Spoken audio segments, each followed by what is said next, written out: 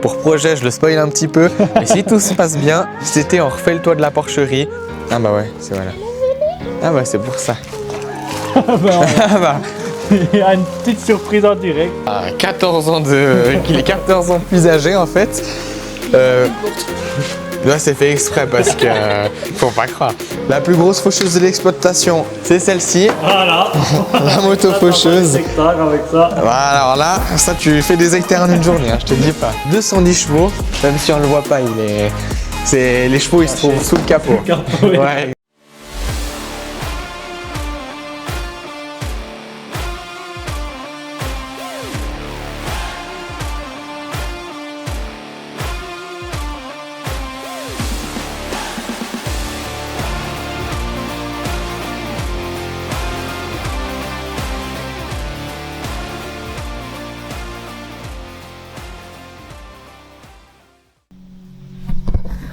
Bon, bonjour tout le monde. Aujourd'hui, on se retrouve pour une nouvelle vidéo un peu spéciale.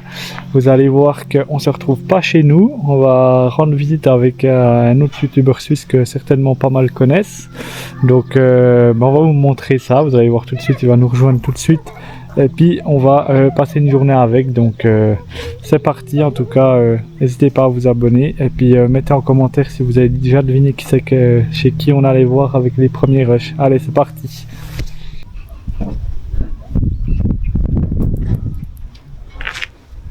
Je vous donne même un deuxième indice, donc une ferme c'est qu'il y a des Landini, je pense que là, il y en a pas mal qui auront reconnu, mais on va tout de suite aller voir et puis vous serez fixés. Voilà, on est devant des vaches Montbéliardes et puis je sais pas si vous aurez reconnu, mais du coup, je suis avec Luca. Exactement. Voilà, exactement. Bienvenue dans la ferme Haute-Vigne. Et puis aujourd'hui, qu'est-ce qu'on fait? On vient rendre visite à Luca. Donc c'est quoi le but là? On va faire la présentation de la ferme. Il va un peu nous montrer pour tous les abonnés qui sont peut-être pas abonnés à sa chaîne. D'ailleurs je vous mettrai le petit lien pour aller consulter sa chaîne et puis ses vidéos. Merci beaucoup. Et puis on va faire la présentation. Donc là Luca, on se retrouve devant les vaches. Je te laisse peut-être nous dire 2-3 mots peut-être. Tout à fait. Alors ici tu peux voir Jérémy qu'on est derrière notre troupeau de vaches. On a 60 vaches Montbéliardes qui sont ici. On est au début d'après-midi, donc elles vont bientôt monter pour se faire traire. Quoi dire par rapport à ça? 60 vaches Montbéliardes, elles sont toutes sur le site à la ferme. Et puis après vous allez voir, on va faire un petit peu ensemble un tour de l'exploitation. On a aussi quelques bêtes à droite à gauche, y compris les genisses et les veaux. Et puis voilà, je me réjouis en tout cas, on va faire une petite visite de ce qui est au programme. Et puis du coup, pour dire, vous travaillez pour le gruyère, c'est juste ça? Ouais, tout à fait. Alors nous, on fait du gruyère AOP avec notre lait. On a un contingent de 400 000 litres de lait par année.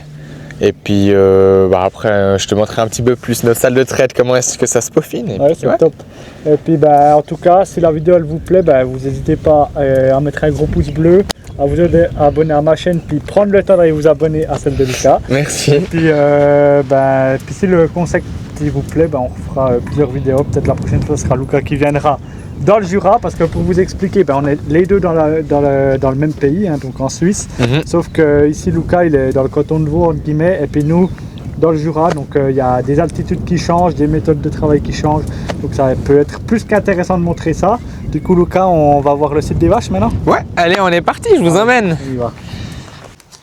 Bon voilà, le petit panneau gruyère, et puis on arrive sur le bâtiment des vaches. Ouais, tout à fait. Ouais. Ici, le site où viennent se faire traire nos vaches, c'est un petit peu un site différent parce qu'il y a une porcherie à la base et à côté, il y a un autre bâtiment qui a été construit, lui, où il y a la salle de traite à l'intérieur avec le temps qu'elle est compris. Ça, c'est un petit peu la petite particularité de chez nous sur l'exploitation. C'est vraiment cette porcherie que tu vois un petit peu si tu vois avec le drone. Ouais. C'est un peu inhabituel. D'ailleurs, on commence un petit peu à se faire vieille. On a pour projet, je le spoil un petit peu, mais si tout se passe bien, cet été on refait le toit de la porcherie et puis on fait une installation de panneaux photovoltaïques. Ouais, c'est bon, on va y arriver. Ouais, c'est compliqué. Bon, là, on va faire le tour. Il va nous donner toutes les explications. Alors, tout à fait. Ici, on a un premier accès où il y a la stabulation des vaches. Ouais, il y a un petit Jacques qui dort juste au fond là-bas. Donc stabulation. Tout, sur air paillé, hein, vous avez vu. Hein. Que air paillé. Ouais. Nous, on n'a pas du tout de logette. Ça va très bien comme ça. C'est aussi bien parce qu'on n'a pas beaucoup de place de hauteur sous plafond. Ouais. Et puis nous, ça va très bien avec ce système-là. On paille avec un petit télescopique que vous allez voir juste après. On arrive à aller se faufiler entre les poteaux. C'est un système qui va bien comme ça et ça nous convient. Et comme avec les vaches, par exemple, au niveau du salissement et tout ça, ça va, vous êtes assez... Par rapport au nombre de vaches, ça convient l'air paillé tout ça ou bien? Ça convient assez bien. En hiver, bien sûr que les vaches, c'est un peu moins bien pour elles. C'est un petit peu comme tout. Dès que tu as des vaches qui sont en stabulation, elles aiment un peu moins. Mais après, l'avantage, c'est que... Mais après, au printemps, dès qu'elles retournent au pâturage, ça leur fait vraiment du bien. Et puis, au final, la stabulation, elle n'y reste plus en été du tout, ni printemps, ni automne. C'est vraiment juste pour l'hiver. Voilà. Donc, ici, on voit, on a quelques veaux qui sont du plus petit au plus grand. Donc, dans les igloos tout seuls, il y a les plus petits veaux. Une fois qu'ils grandissent un petit peu, qu'ils arrivent bien à être alimentés, une fois qu'ils ont aussi la force d'être avec plusieurs, on les met à plusieurs. Là, ça fait des plus grands igloos. Comme ça, ils ne sont pas tout seuls. Ouais. Et puis, au final, ils arrivent dans le dernier igloo qui est juste ici, avec des veaux qui sont un petit peu plus grands. Donc et c'est tous des veaux que tu donnes du lait encore. Ouais, là, on donne du lait. Alors, les petits veaux, on leur donne plus de lait. Et puis, plus ça avance, moins on leur donne de lait. Et puis, ils ont un peu plus de farine. Exactement. Alors du coup, il y a une question qui peut se poser, c'est comment est-ce qu'on fait dès qu'on doit inséminer une vache? On n'a pas de cornadie, parce que des fois, il faut manipuler une vache. On ne peut pas la laisser dans une stabulation, elle peut trop bouger. C'est aussi bien pour... C'est aussi pour son bien. Ah bah ouais, c'est voilà. Ah bah c'est pour ça. Il y a une petite surprise en direct. Elle a vélé. Voilà. C'est top ça. C'était la question qui se posait, comment est-ce qu'on fait?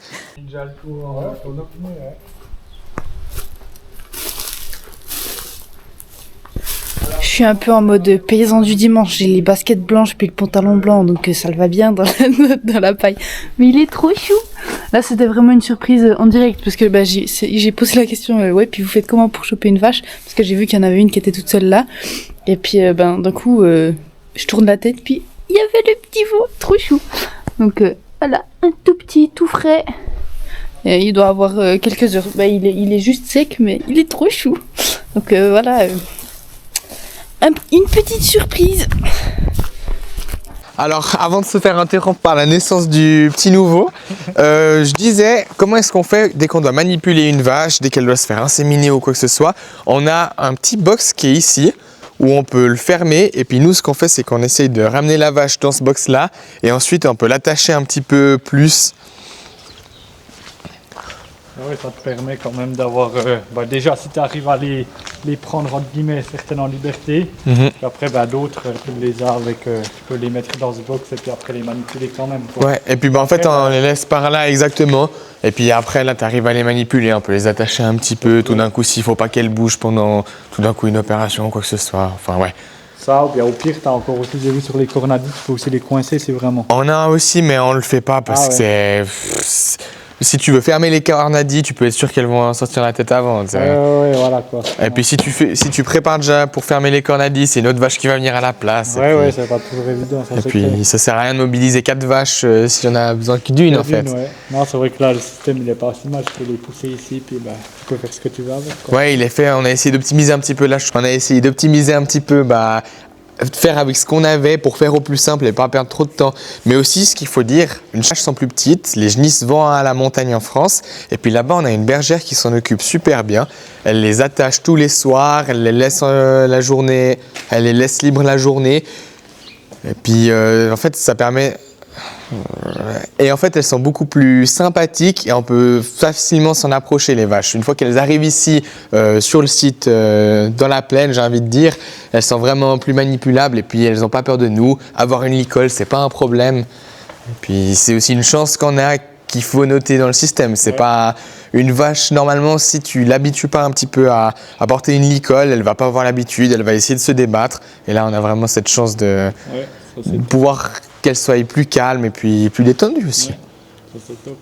Tour à l'entrée. Tout à fait. On arrive côté tank à lait, chambre à lait. Grosse pièce ici, tank à lait qui accueille le lait. Mais avant de parler du temps qu'elle est, ici, c'est où les vaches se font traire. Donc une installation de Laval.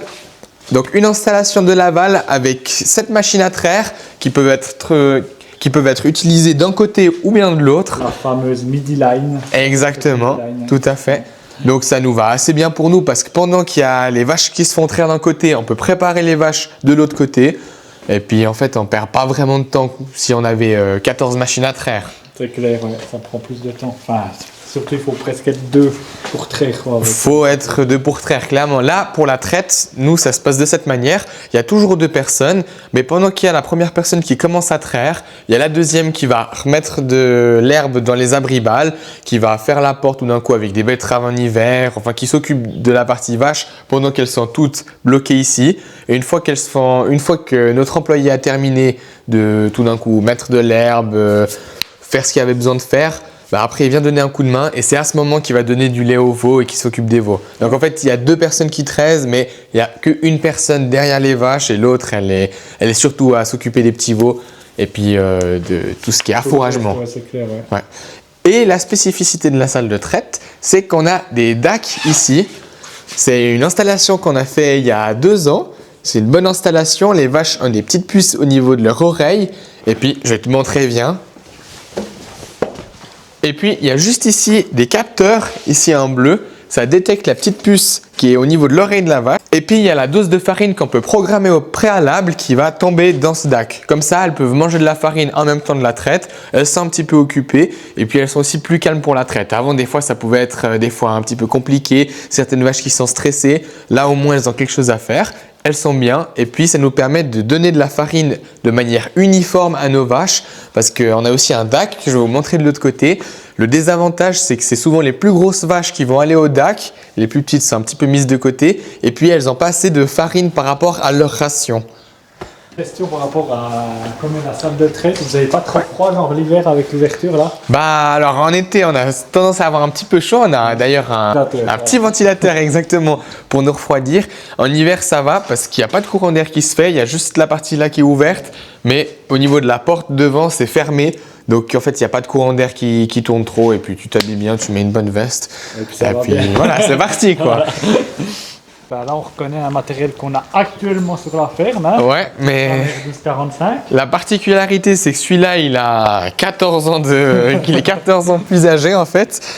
Là, c'est fait exprès parce que faut pas croire. Non, c'est fait exprès parce que quand on est dans la stabulation, on descend, on monte tout le temps. Il reste tout le temps sur la ferme, au lieu de se trimballer avec une porte.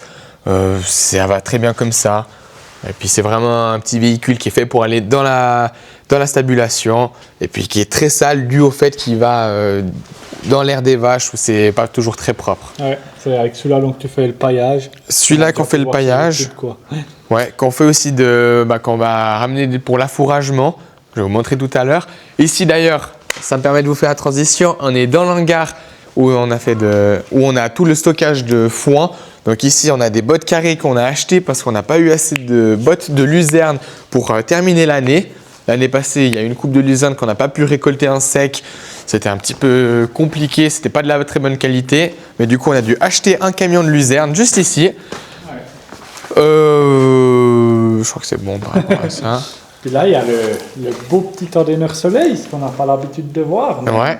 Chez nous aussi, on n'a pas forcément l'habitude d'en voir. C'est l'achat qu'on a trouvé l'année passée. On l'a acheté, on a pu l'essayer.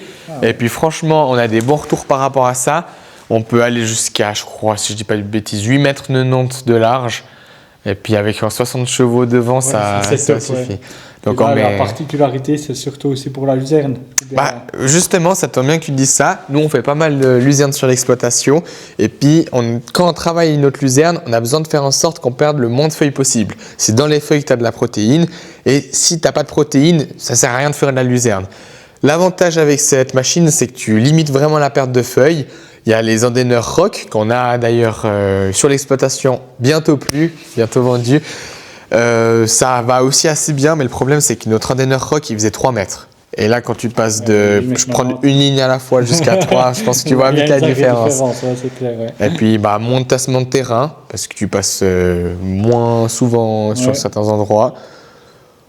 Et puis on est très content de cette machine. Donc là, il a pris un peu la poussière dû au fait qu'il soit stocké ici. Mais dès qu'on va le réutiliser pour la luzerne, il sera tout propre. On va lui donner un bon coup de jet.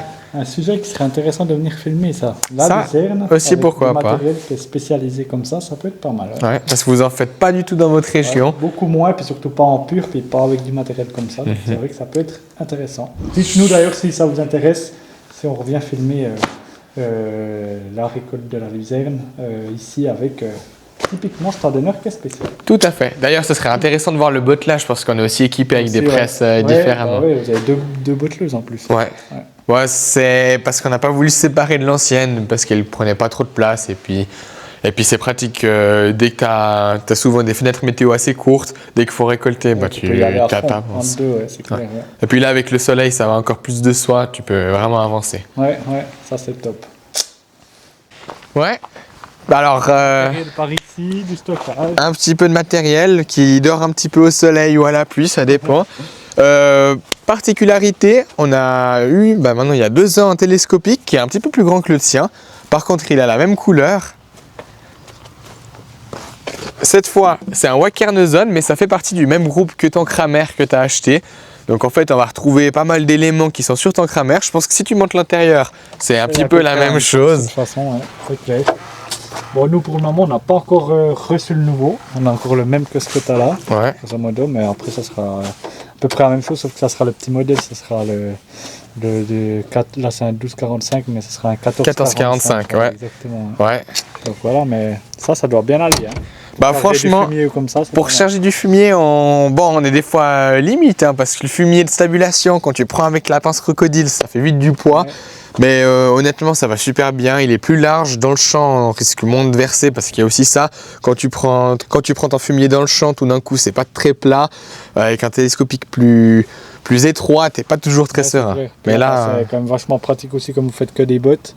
Alors pour aller charger dans les champs et tout ça, t'as quand même un véhicule qui va aussi un peu plus vite, que tu peux aussi entre guillemets tirer quand même un char, peut-être pas à plein, mais voilà. Puis pour aller charger dans le champ, ça doit quand même être aussi, tu fais de l'avance. Ouais, on fait de l'avance, c'est le cas de le dire. Et puis, il est aussi sur boule d'azote. Donc, en fait, il y a un système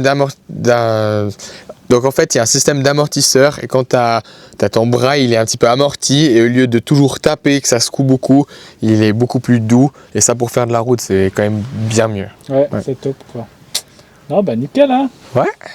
Où c'est qu'on se retrouve là, Lucas, alors? Alors, on est juste à côté de la ferme. La ferme est juste là-bas. Voilà. C'est pas très loin. On est derrière un grand hangar qui fait 30 mètres de large. Ça, c'est pas notre hangar, c'est un hangar de la Coma. La Coma, c'est la société de notre région qui achète et puis loue des machines agricoles. Je vais te montrer un petit peu le matériel qu'il y a à l'intérieur. Alors, au niveau du matériel, je fais un petit tour, mais là, on a une grue à fumier qui est plus tellement utilisée ces temps. On a 2 belles machines, des Samson. On a ici une SP15. Ouais, elle est de 2021. Ah ouais. Juste à côté, on a sa petite sœur, la SP11. Voilà, celle-là, on utilise la même aussi. Ouais, je l'avais vu sur tes vidéos. Ouais. Franchement, une belle machine, cette SP11. Je pense aussi que toi, tu as des bons retours par rapport à ça. Ouais. On a la bétaillère, tu mets combien de bêtes dedans là? Ouais, je sais pas, nous on l'utilise pas beaucoup. Parce que tu les amènes, tu avais fait une vidéo quand tu les amènes à l'alpage. Ouais, pour l'alpage, c'est une société qui vient avec des camions. Avec des camions, c'est juste. Ouais. Donc nous, la bétaillère là, à moins qu'on ait vraiment beaucoup de génisses à transporter. Ouais, surtout que là vous êtes à côté, tous les parcs, les vaches, elles sont tout près, quoi. Ouais. Et on a aussi une autre bétaillère plus petite, là où il faut transporter, on met 6-7 génisses en fonction de comment est-ce qu'elles sont... si elles sont grandes ou pas. Ouais, c'est clair. Quoi. Et puis ça va aussi très bien pour utiliser des petits tracteurs parce que là, avec un bloc comme ça, quand tu dois manœuvrer à côté de la stabulation, faire les choses bien, c'est pas évident. C'est clair, ouais. On a juste à côté un rouleau. Donc celui que tu as utilisé hier soir. Celui que j'ai utilisé hier soir, tout à fait. Vous n'avez pas la référence, mais c'est pas grave. Peut-être si vous le suivez sur Instagram, vous pouvez le regarder, il est aussi sur Instagram. Ouais, j'ai fait une petite story. Puis je vais juste ouvrir un peu la porte là, qu'on voit. Et puis, là, il y a du matos encore. Et là, il y a encore du matos. Cette fois, c'est notre matos. Donc, herse à disque juste ici, qui est sale parce qu'on l'a utilisé il n'y a pas longtemps. On a derrière notre Kerner, un déchômeur à dents qu'on utilise pas mal pour scalper la luzerne. La particularité, c'est les pas de doigts. Ouais. pratique pour casser la luzerne. Exactement, parce que la luzerne, c'est une plante qui fait des racines très profondes. Et puis le but avec ses pas de doigts, c'est vraiment d'arriver et de scalper la luzerne pour pas qu'elle repousse. Une fois qu'on a terminé de notre luzerne en fait. Voilà. Puis derrière, sacré ensemble pour la peau. Ouais. Derrière, c'est fauche. La faucheuse, elle a une taille, je ne m'en rendais pas compte, mais c'est terrible. La plus grosse faucheuse de l'exploitation, c'est celle-ci. Voilà. La moto faucheuse. Avec ça. Voilà, alors là, ça tu fais des hectares en une journée, hein, je te dis pas. Ça c'est vrai, ouais. Pratique, petite moto faucheuse qui a été beaucoup utilisée à l'époque, faucher sous les arbres quand tu ne veux pas passer avec les machines, bah, c'est vraiment pratique. Là tu rayes pas des cabines avec ça. Ah, là tu risques rien, mais par contre faut utiliser un petit peu plus de force. Hein. Yes. Juste derrière notre ensemble de fauches, bon, on voit surtout la faucheuse latérale, pas trop la frontale. Celle-là, il faut avoir de l'espace pour la ranger. Hein. Alors celle-là, une fois que tu l'as rentrée, tu la touches, mais faut vraiment faire gaffe. C'est quoi, 3 mètres de large? 3 mètres à l'arrière, 3 mètres à l'avant. 2 machines à disque avec les conditionneurs, puis ça c'était la spécialité, tu avais les rouleaux dessus. Ouais, exactement, c'est des conditionneurs à rouleau. Ouais. Je pense que tu peux juste montrer peut-être sur celle-ci. Voilà, vous voyez très bien, les 2 rouleaux pour éviter de casser les feuilles de luzerne, c'est juste. Ouais, exactement, tout à fait ça. Nous, ça fait pas mal de temps, mon papa il s'est lancé dans la luzerne il y a pas mal de temps. Il a directement investi ses machines pour faire de la luzerne, garder le maximum les feuilles. Et puis bah, on a de la chance aujourd'hui d'avoir ce bel ensemble pour faire la surface qu'on a à faire. C'est clair. Un petit ordeneur, tu veux nous dire 2-3 mots dessus? Exactement. On l'a déjà vu en vidéo aussi. Hein. Bah, vous l'avez peut-être vu en vidéo, un Denner Rock qu'on a mis à vendre parce qu'on a acheté le Tonouti, le Soleil. Et puis maintenant, on n'a plus vraiment l'utilité d'une machine de 3 mètres. Donc si ça peut servir à quelqu'un pour faire la luzerne, qui veut se lancer dans la luzerne ou bien même juste pour endainer, c'est aussi très pratique comme machine, ça fait du très bon travail. Et puis nous, on a toujours été très satisfaits par la marque en tout cas. Voilà, donc si jamais vous mettez un commentaire sous l'espace, ben, vous allez suivre, ça vous donne une bonne occasion de plus d'aller suivre Luca. Et puis comme ça, ben, vous pouvez regarder, c'est vrai que c'est intéressant comme machine. Tout à fait. Bon ben là, on se retrouve dans le bâtiment que je crois que vous connaissez pas mal, que Luca nous montre beaucoup. Ouais. À titre informatif, mais la stable, elle est pas loin de là, parce que c'est vrai que c'est ce que je disais à Luca, moi j'avais l'impression qu'il y a tout qui était décentré, mais en fait non, le bâtiment il est juste à côté. Ouais, on a quand même un petit peu de distance à faire entre les bâtiments, mais c'est pratique parce que tu oublies un crochet, t'es pas non plus à l'autre bout du compte pour aller récupérer ton outil. Donc hangar principalement où on range des machines, que ce soit tracteur ou bien tout type de machine. J'allais me dire par où commencer. Donc c'est un hangar qui est un petit peu géré, mais ça va bien au millimètre. On n'a pas non plus trop de place dans cet hangar. Donc c'est pour ça que des fois on est un petit peu… voilà, c'est mis de façon à optimiser la place. On n'a jamais trop de place. Donc, c'est clair, quoi. Donc peut-être pour parler un petit peu des machines, épandeur à engrais, un petit peu classique, on utilise un bogbal. Je ne sais pas si vous en avez beaucoup dans votre région. Moi j'en avais un, mais je l'ai vendu. Ouais. Ah ouais? Mais ouais, il n'y en a pas beaucoup, c'est vrai que nous on a plus des Rausch ou bien Kuhn comme ça, mais ouais. Bah nous il y en a beaucoup parce que c'est notre… Alphatec c'est à côté. Alphatec c'est à côté. Immense. Ici, petite faucheuse frontale qu'on utilise pour aller à l'herbe avec. Donc on l'a hivernée pour l'hiver, elle était stockée dans le bâtiment. Mais bientôt là, il y a les fourrages qui repoussent tout d'un coup. On va l'accrocher au tracteur et puis ça va partir. Ouais, c'est une petite Vicon qu'on avait repris quand on avait repris les vaches d'un agriculteur voisin. On l'a prise aussi en même temps. Franchement, elle fait bien le taf. Et puis… c'est pas la marque A2, c'est la même, non? Mais je pense que la sienne, elle doit être un peu plus grosse parce que celle-là, elle fait, je pense, 2,70 m, 75 par là. Elle est vraiment plus petite. Elle va bien pour le tracteur auquel on l'accroche, mais après, plus, ça irait pas. Si tu mets un tracteur juste là devant, ça va dépasser des côtés. Tu nous fais, là, il y a du gros matos à côté, ça c'est clair. Ouais. Bon, je continue au niveau peut-être partie foin. Ici, une presse à balle ronde Pottinger, une Impress 155V, j'ai regardé juste à côté, c'est pour ça que c'est le modèle. C'est un modèle qui est aussi un peu spécial parce qu'elle n'a pas de couteau et elle a un système qui prend le flux de marchandises afin d'éviter de trop effeuiller la luzerne. Elle évite vraiment le mouvement, le contact. Et puis elle est sur 3 courroies à chambre variable. Et puis pour faire la luzerne, c'est une machine je trouve qui est bien, qui fait de la bonne qualité. Ouais, en tout cas, elle est assez imposante comme ça, mais c'est une sacrée belle presse.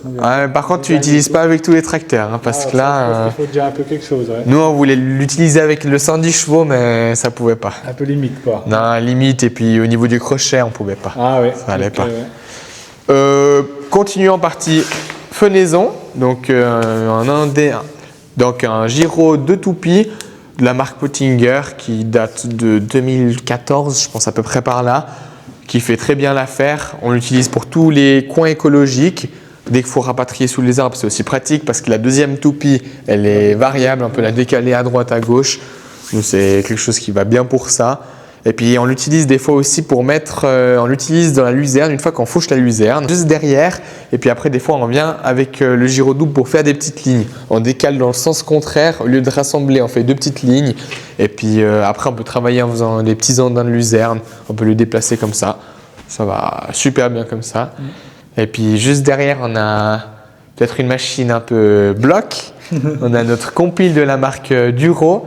Donc assez longue machine, je crois qu'il fait 11 mètres de long, à peu près comme ça. Quoi dire dessus? Ça fait du bon travail, j'ai envie de dire que tout fait du bon travail si on l'a. Mais surtout pour certaines cultures ou bien certains types de terrains. On l'utilise pas mal pour de la préparation de sol. C'est une machine qui a la particularité de bien niveler le terrain. Et tout d'un coup, dès que tu veux semer une culture, ton champ n'est pas très plein, tu passes cette machine, tu peux passer assez vite avec pour autant que tu aies la puissance, mais nous on l'utilise des fois à 13 km/h. Ah ouais, c'est top. Et puis tu fais de l'avance, elle est sur 4 mètres, donc ça va assez bien. Et puis la préparation du sol, elle est vraiment bien. On l'a équipé aussi à l'avant, à l'arrière d'une cuve pour mettre du colza. Nous, on l'utilisait beaucoup pour faire des cultures associées, genre du colza par exemple. Mais on a un petit peu arrêté. Pour la suite du tour, ici on a notre pulvérisateur, un Hardy Navigator 3000. On l'utilise pour traiter tout ce qui est culture. Au niveau de la rampe, il est sur 21 mètres. Nous, on travaille uniquement 21 mètres, y compris le semoir à engrais pour tout ce qui est culture. Ça va assez bien vu qu'on s'améliore avec des semoirs de 3 mètres. On fait 7 passages et puis on a notre passage de traitement. Et puis, si tu as des questions par rapport à cette machine. Bon, c'est vrai que nous, en bio, on n'utilise vraiment pas du tout ça. De toute façon. C'est vrai que vous, c'est quand même plutôt pratique pour toutes les cultures. Et puis, voilà quoi. C'est aussi un truc qui serait intéressant de venir voir un jour. Donc, voilà. Puis, c'est vrai que tu parlais des 21 mètres. C'est assez large. Nous, on a plutôt des 18 que des 21. Mais c'est vrai que c'est pratique le 21 pour tout ce qui est 3 mètres. C'est pratique. Et puis, d'avoir le semoir à engrais aussi à 21 mètres, t'équipe de faire. Plusieurs passages et puis ça c'est le bordel quoi. Ouais non c'est clair, après si tu dois commencer à t'amuser si t'as pas les mêmes distances ça va pas. Bordel, là ça va bien, on a de la chance qu'il soit traîné, on peut mettre quand même un petit peu de capacité dedans quand on a... Ah tu mettrais pas la même capacité en portée là? En portée il faudrait mettre des grosses masses. Voilà c'est clair, parce que typiquement celui-là tu passes avec quel tracteur? On passe avec un Alpine 75, c'est un 75 chevaux mais... C'est toujours en transition d'essayer de l'utiliser cette fois avec le 110 chevaux, qui est un tracteur un petit peu plus gros. On le ferait moins souffrir parce que 75 chevaux dans les côtes, quand tu as 3000 litres derrière, ça lui demande un petit peu quand même. Ça lui demande quand même de la puissance, ouais, tout à fait. Ça c'est top. Et puis à côté, on a quand même un monstre ici.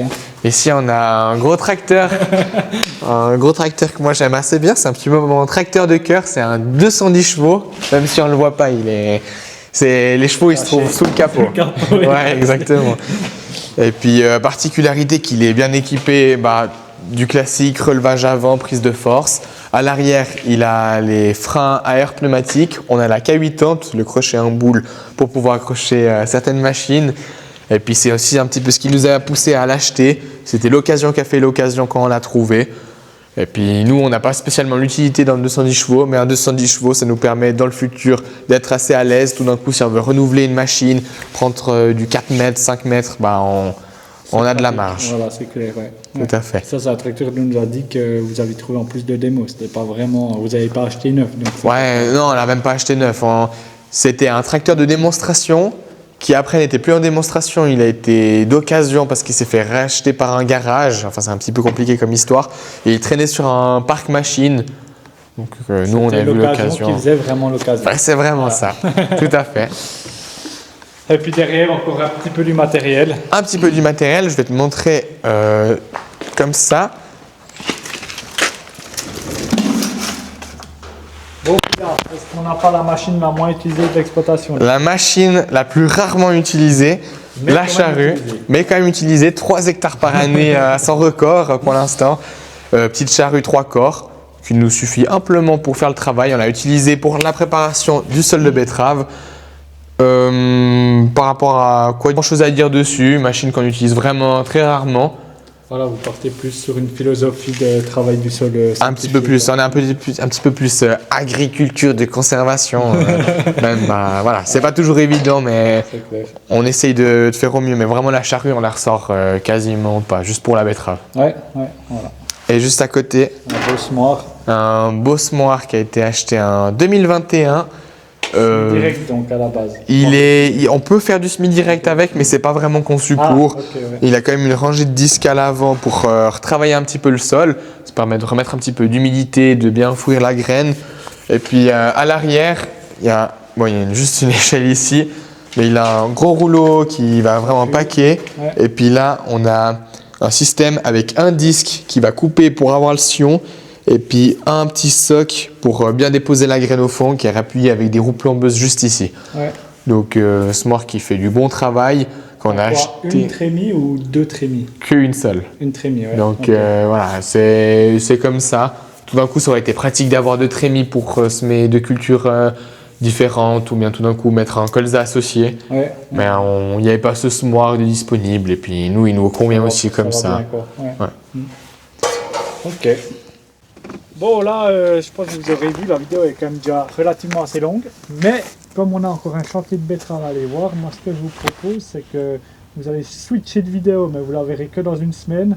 Donc maintenant, on va aller voir le chantier de betterave parce que je pense que ça va être assez intéressant à filmer. En tout cas, merci Lucas de nous avoir fait le tour de l'exploitation. Mais c'était avec un grand plaisir. Et puis, on se donnera rendez-vous au Jura pour que tu viennes visiter la nôtre. Avec très grand Et plaisir. puis, on se retrouve tout de suite ou pour vous dans la prochaine vidéo pour le semis des betteraves. Donc c'est parti.